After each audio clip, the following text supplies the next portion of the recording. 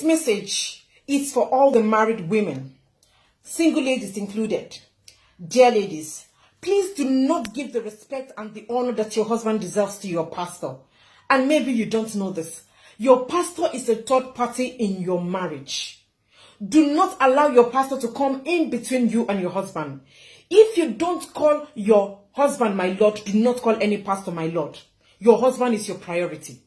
If you've not given your husband food with turkey or served him food with chicken, do not serve any pastor or any man of God food with turkey and chicken.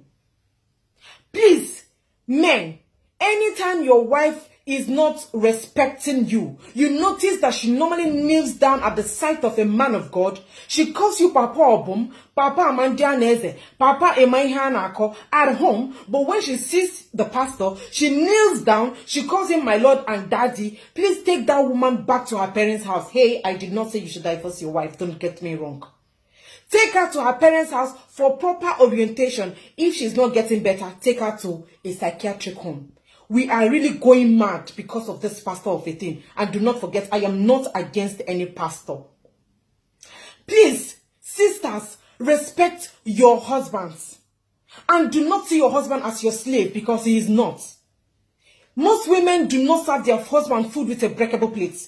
But anytime they hear that their pastor is coming to the house, they will go and bring out the plate from where they hid it and serve their pastor's food with such plates.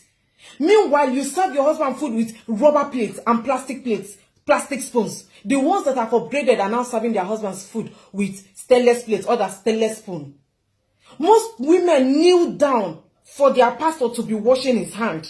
They are very patient to kneel down and wait for their pastor, but they cannot do that for their husband. Instead, they will tell the man to go to the kitchen and take care of himself. You will claim that your husband doesn't give you money to buy food in the house. But whenever the pastor is coming to the house, you will run to the market to buy the fattest of the chicken, fattest of the turkey. The pastor did not give you money, sister. So how did you manage to get the money?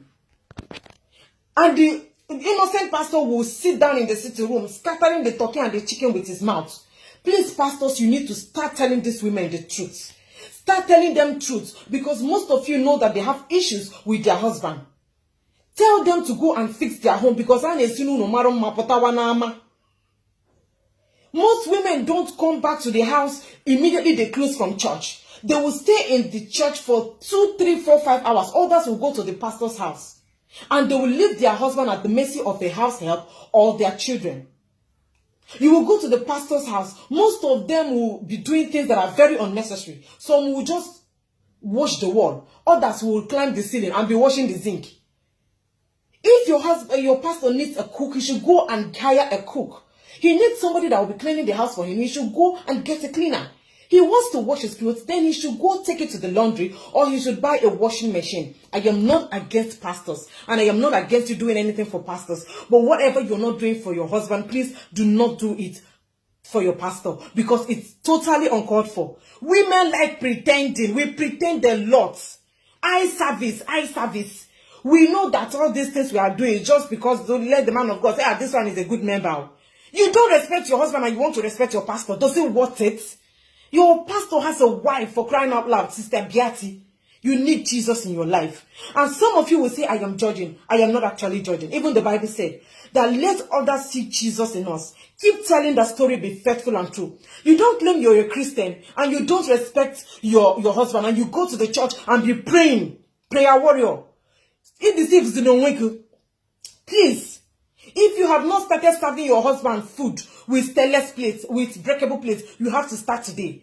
Do not call your pastor my Lord when you've not called your husband my Lord before. Most of us don't call our husband's pet name, but we'll go to the church and be licking the pastor's shoes. Be it a general superintendent, a state overseer, or a big pastor or regional pastor. He don't deserve such name or such respect when you know you've not respected your husband. Go and fix your home, sister, and leave these pastors alone to sort their problems out themselves. Anytime you start respecting your husband and you're also respecting your pastor, then the equation is balanced. And tomorrow you will claim that your husband is cheating. Most of us will open our mouth and say men are promiscuous in nature when you have left them alone as slaves. You run to your pastor because you believe that your pastor will help you to solve your problems. But you can kneel down before God. You can stay with your partner and pray with him hand in hand, and problems will be solved. If you're positive minded, whatever you ask God, he will do for you. Call your husband my Lord. Kneel down and serve him food. Do anything that will make the marriage to be romantic. Not just on the bed, but you know what I'm talking about. Thank you for listening.